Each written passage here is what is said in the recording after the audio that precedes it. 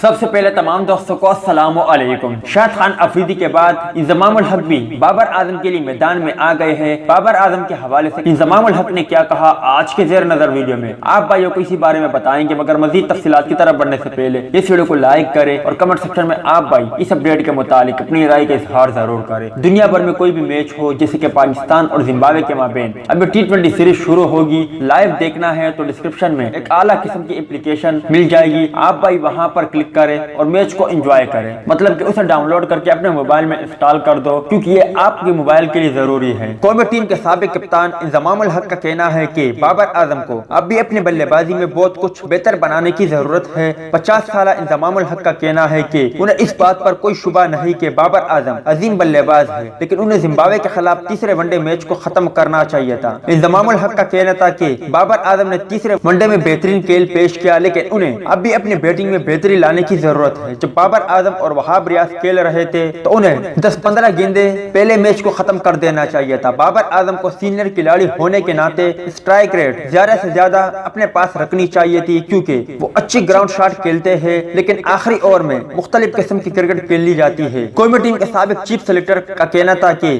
جب آپ ہدف کا تعاقب کر رہے ہوتے ہو تو آپ کو اوسط برقرار رکھنے کی ضرورت ہوتی ہے، جس کے لیے آپ کو بڑی شاٹ کھیلنا ہوتی ہے، اور بابر اعظم کے پاس یہ کلاس موجود ہے۔ اگر آپ زمبابوے جیسی ٹیم کے خلاف بڑی شاٹ نہیں کھیل سکتے تو بڑی ٹیمیں تو آپ کو ایسا موقع بھی نہیں دے گی۔ بابر کو یہی سیکھنا ہے کہ بڑی شاٹ کھیلنے کے لیے کیا کرنا پڑتا ہے اور ہدف کا کامیابی سے تعاقب کیسے کرنا ہے۔ امید کرتا ہوں دوستوں کہ انضمام الحق کا مشورہ جو کہ انہوں نے بابر اعظم کو دیا آپ کو پسند آیا ہوگا۔ ملتے ہیں کسی نیکسٹ ویڈیو میں، تب تک کے لیے اجازت دیجیے، اللہ حافظ۔